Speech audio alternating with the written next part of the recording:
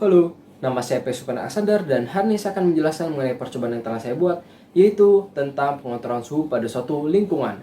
Jadi pengontrolan suhu pada suatu lingkungan itu apa sih?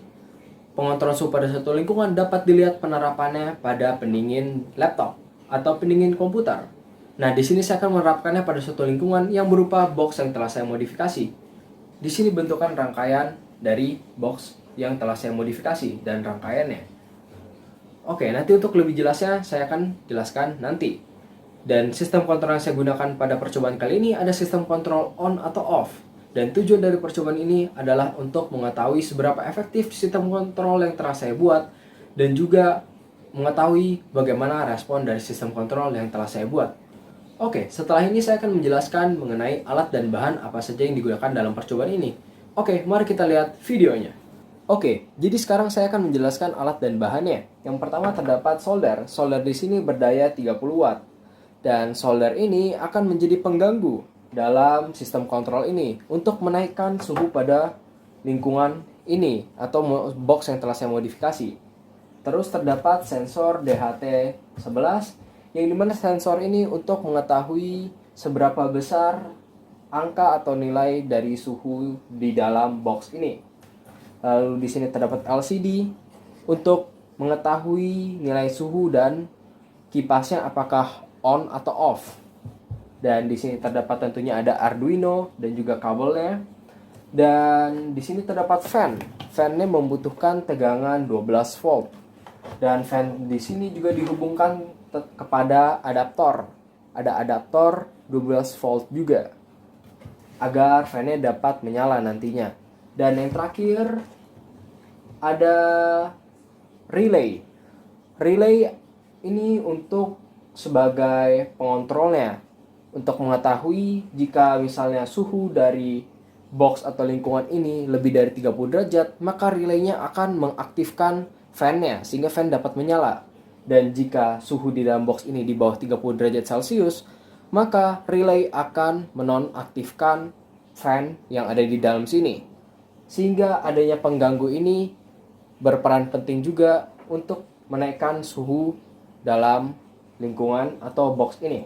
Oke, jadi yang terakhir saya akan menjelaskan tentang modifikasi dari kotaknya. Jadi kotaknya ini pada bagian belakangnya saya bolongin, terus saya berikan fan-nya. Dan juga dari boxnya di bagian depan diberikan kotak juga agar sirkulasi udaranya lancar. Karena kalau misal ditutup, nanti kan anginnya cuma mutar-mutar saja, jadi percobaannya akan gagal.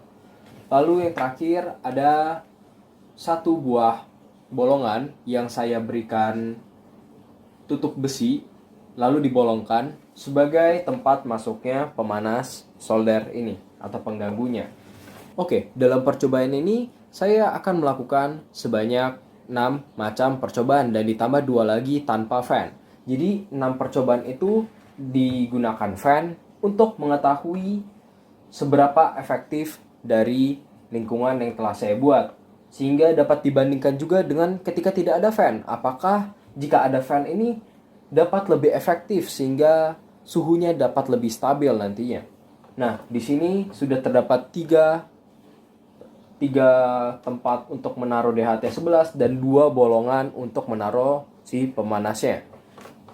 Oke, selanjutnya saya akan menjelaskan mengenai bagaimana percobaan yang telah saya buat ini berjalan. Oke, mari kita lihat video selanjutnya.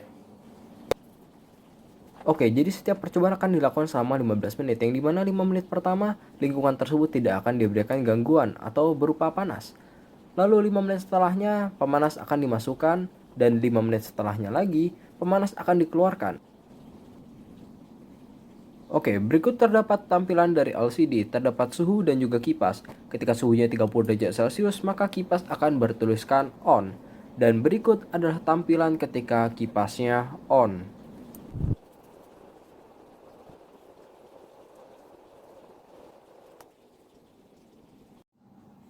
Oke, berikutnya adalah tampilan dari codingan untuk Arduino-nya.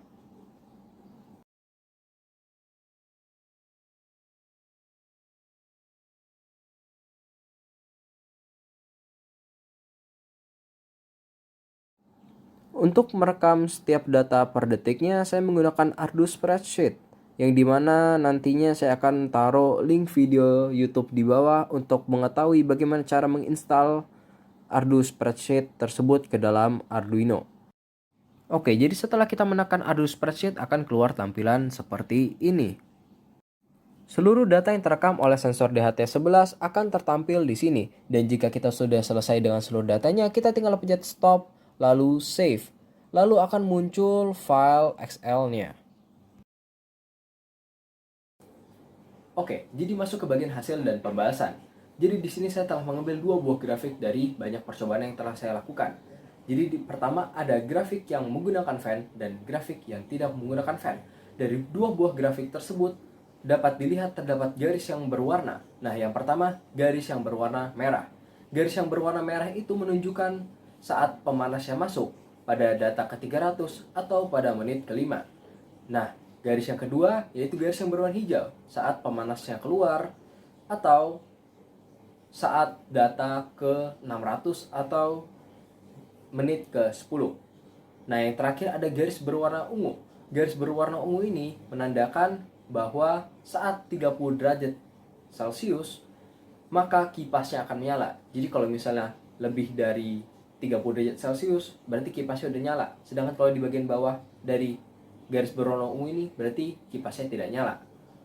Oke, tetapi pada grafik yang tidak menggunakan fan, saya tidak memberikan garis berwarna ungu karena fan-nya tidak dinyalakan sehingga tidak diperlukan garis tersebut.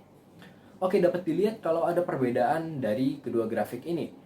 Grafik yang menggunakan fan, grafiknya itu dapat dilihat tetap di antara kena garisnya, garis yang berwarna ungu atau di bawahnya, tidak melebihi dari garis berwarna ungunya sehingga fan-nya buka nyala. Sedangkan kalau misalnya pada yang tidak menggunakan fan dapat dilihat bahwa suhu tertingginya dapat mencapai sampai 41 derajat Celcius, yang dimana hal tersebut sebenarnya kita tidak mau ada dikarenakan kita mau suhunya tersebut stabil di 30 derajat Celcius dan tidak melebihi 30 derajat Celcius. Oke, dari 2 buah grafik ini dapat disimpulkan bahwa sistem kontrol yang menggunakan fan lebih efektif daripada sistem kontrol yang tidak menggunakan fan. Dapat dilihat dari suhu tertingginya, yang dimana saat grafik sistem kontrol yang menggunakan fan suhu tertingginya hanya 30 derajat Celcius. Sedangkan pada grafik yang tidak menggunakan fan, suhu tertingginya mencapai 41 derajat Celcius. Oke, jadi dari data tersebut belumlah 100% akurat karena masih terdapat hal-hal yang dapat diminimalisir kembali. Dikarenakan contohnya seperti dalam box yang telah saya buat, box tersebut masih terdapat celah-celah yang dimana angin ataupun suhu dari luar masih dapat bisa mempengaruhi suhu di dalam box. Dan juga waktu dalam percobaan tersebut. Maksudnya waktu dalam percobaan tersebut, kapan dikerjakannya percobaan tersebut. Dikarenakan contohnya pada pagi hari ataupun pada malam hari. Mungkin terdapat perbedaan suhu sehingga dapat mempengaruhi dari percobaan yang telah dilakukan. Oke, jadi itu saja percobaan yang telah saya lakukan mengenai pengontrolan suhu pada suatu lingkungan. Semoga kalian dapat melakukan juga di rumah. Dan sampai ketemu lagi di video percobaan selanjutnya. Bye-bye!